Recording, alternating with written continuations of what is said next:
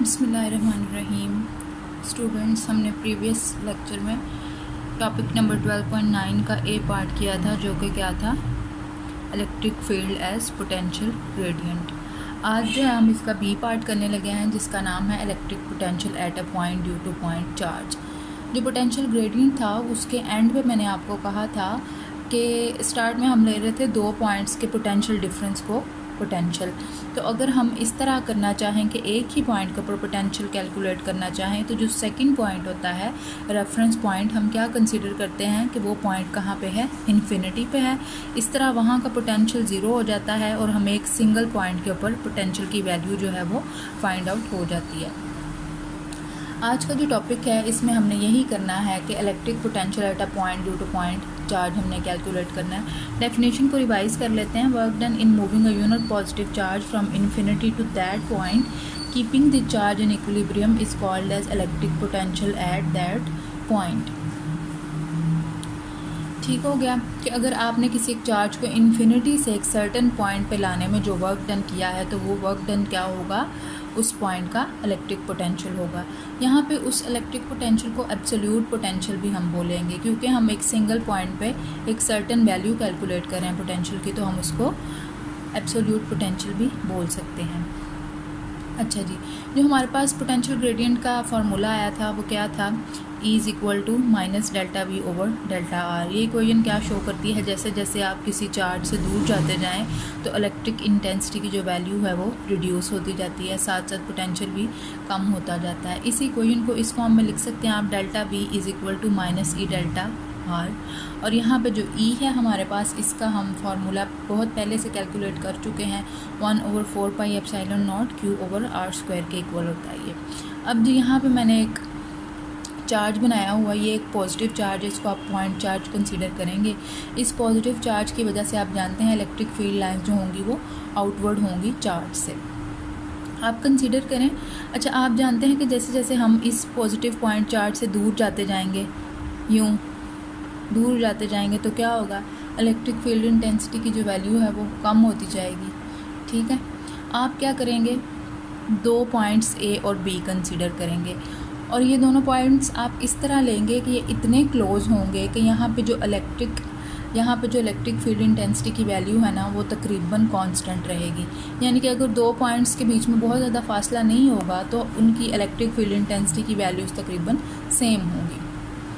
तो हम कह सकते हैं कि अगर ए और बी बहुत क्लोज पॉइंट्स हैं तो यहाँ पे इलेक्ट्रिक फील्ड इंटेंसिटी की वैल्यू जो है वो कांस्टेंट रहेगी।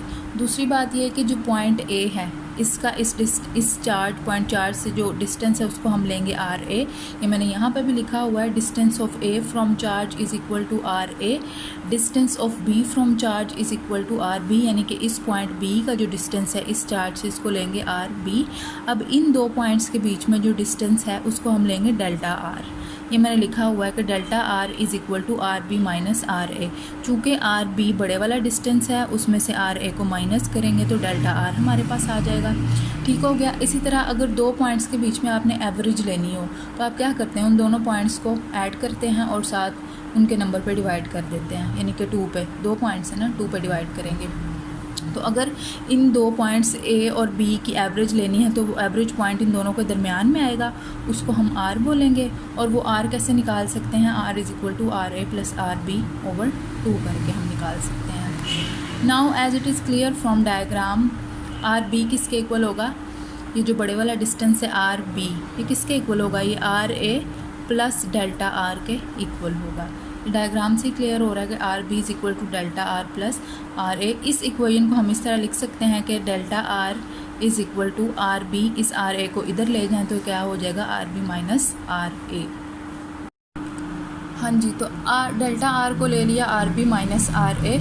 उसके बाद हमने कहा था कि दो पॉइंट्स की जो एवरेज होगी, R is equal to R A plus R B over 2 होगा ये। अगर आप यहाँ पे आर बी की वैल्यू पुट कर दें, जो कि क्या है, R B is equal to delta R plus R A, R B की वैल्यू पुट कर दी आपने और उसको 2 पे उसी तरह डिवाइड करते जाएं। यहाँ से आर ए 2 आर ए हो जाएगा प्लस डेल्टा आर ओवर 2। दोनों का डिवाइडर 2 को सेपरेट करते हैं अगर आप, तो 2 से यहाँ पे कैंसिल हो जाएगा और यहाँ इसके नीचे ही आ जाएगा। तो जो आर है हमारे पास, after solving all this, R is equal to R A plus delta R over 2 के इक्वल हो जाएगा। अब आपने क्या करना है, इस इक्वेशन को दोनों साइड्स पे स्क्वायर कर देना है। Squaring on both sides of equation, आपके पास ये साइड हो जाएगी r का स्क्वायर और ये साइड क्या होगी, फर्स्ट वन का स्क्वायर प्लस सेकेंड टर्म का square plus 2 into first term into second term. अब यहाँ से 2 के साथ हो जाएगा कैंसिल। अब ये जो डेल्टा r का स्क्वायर ओवर 4 है, ये टर्म बहुत ही स्मॉल है। स्टूडेंट्स, हमने कहा था कि a और b के बीच में जो डिस्टेंस है वो डेल्टा r है, और साथ हमने ये भी कहा था कि इस डिस्टेंस को बहुत स्मॉल लेंगे। जब एक बहुत स्मॉल वैल्यू की हम स्क्वायर करते हैं तो क्या होता है, वो वैल्यू मज़ीद स्मॉल होती जाती है। इसका मतलब है ये डेल्टा r स्क्वायर ओवर 4 ये इतनी कोई स्मॉल टर्म है कि अगर इसको इक्वेशन में से निगलेक्ट कर दें तो इक्वेशन के ऊपर कोई फ़र्क नहीं पड़ेगा। तो हम यही करेंगे कि इसको इक्वेशन में से निगलेक्ट कर देंगे। बाकी जो इक्वेशन बची वो क्या होगी, r square is equal to r a का स्क्वायर प्लस यहाँ से 2 के साथ हो गया था cancel, R A delta R ये यहाँ पे आ गया, और डेल्टा आर की जो वैल्यू है आर बी माइनस आर ए वो हम नेक्स्ट स्टेप में यहाँ पे पुट कर देंगे। यहाँ आर ए का स्क्वायर है plus R A into R B minus ये वाला साइन आ गया R A into R A यानी आर स्क्वायर। तो ये प्लस का आर ए स्क्वायर है, ये माइनस का आर ए स्क्वायर, ये एक दूसरे के साथ कैंसिल आउट हो जाएंगे। हमारे पास आर स्क्वायर की वैल्यू जो आई वो है R A into R B. अब जो इक्वेशन नंबर 1 थी हमारे पास वो ये थी, और इक्वेशन 2 इलेक्ट्रिक फील्ड की वैल्यू थी 1/4 pi epsilon naught Q over R square. इस आर स्क्वायर की जगह आपने आर ए आर बी वाली वैल्यू पुट कर देनी है। तो इक्वेशन क्या बन गई, E is equal to 1/4 pi epsilon naught Q square over R A into R B. अच्छा, हाँ जी स्टूडेंट्स, अब अगर आप कंसिडर करें कि आपके पास कोई एक पॉइंट चार्ज है जिसको कि आप पॉइंट बी से पॉइंट ए तक मूव करवा के ला रहे हैं। फॉर एग्ज़ाम्पल यहाँ से बी से आप ए तक लेकर आए हैं, तो ये वाली जो इक्वेशन है यहाँ पे पोटेंशियल डिफरेंस कैसे लिखा जाएगा, V A minus V B, और यहाँ जो डेल्टा आर है ये लिखा जाएगा R A minus R B. तो यही काम हमने यहाँ पे किया। Now if a unit positive charge moves from B to A, the work done is equal to the potential difference between A and B. Equation number 1 जो है वो इस तरह हो जाएगी, V A minus V B is equal to minus E delta minus E R A minus R B. अब अगर इस माइनस को मैं इधर ही एडजस्ट कर लूँ तो ये क्या हो जाएगा, आर बी माइनस आर ए, जो कि नेक्स्ट स्टेप में बिल्कुल इसी तरह आएगा। Now put the value of E in above equation. ये जो ई है यहाँ पे जो वैल्यू हमने ई की निकाली हुई है 1/4 pi epsilon naught Q over R square की जगह हमने R A R B put करके इसको कर लिया था, तो वो वाली वैल्यू आप यहाँ पे पुट करेंगे और ये बन जाएगा आर बी माइनस आर ए।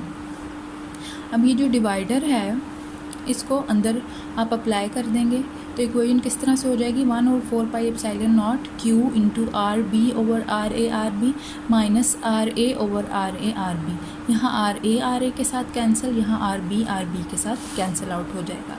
इक्वेशन क्या बन गई, V A minus V B is equal to Q over 4 pi epsilon naught into 1 over R A रह गया यहाँ पे, और बी जो सेकंड है माइनस 1 ओवर आर बी रह गया। इसको हम बोलेंगे ये क्या है, हमारी इक्वेशन नंबर 4 है। अब अगर आपने सिंगल पॉइंट के ऊपर पोटेंशियल कैलकुलेट करना है तो दूसरा पॉइंट था रेफरेंस पॉइंट, हम कंसिडर करेंगे कि वो पॉइंट इन्फिनिटी पे सिचुएटेड है। ठीक हो गया। अगर दूसरा पॉइंट बी है जो कि इन्फिनिटी पे है इस वक्त, तो क्या होगा, वो डिस्टेंस क्या हो जाएगा, आर बी इन्फिनिटी हो जाएगा, और उस पॉइंट के ऊपर पोटेंशियल की जो वैल्यू होगी वी बी वो क्या हो जाएगी, 0 हो जाएगी।